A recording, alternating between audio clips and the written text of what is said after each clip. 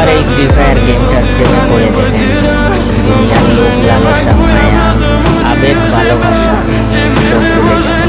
শুধু তার গেম, এই গেমটার প্রতি ভালোবাসা। এটা শুধু গেম না, আমাদের মতো হাজারো ছেলে মেয়েদের ইমোশন। এই গেমে ঢুকার পর ভুলেই যাই ডিপ্রেশন কি জিনিস। শয়নে স্বপনে ভাবি শুধু গেমটার কথা। এই গেমে আমাদের এমন কয়েকটা বন্ধু আছে বা বন্ধুদের সাথে পরিচয় হয়েছে, তাদেরকে কোনোদিন ভোলা যাবে না। এই গেমটা খেলা ছেলে মেয়েদের প্রেমিক প্রেমিকা লাগে না, গেমটাই তাদের প্রেমিক প্রেমিকা।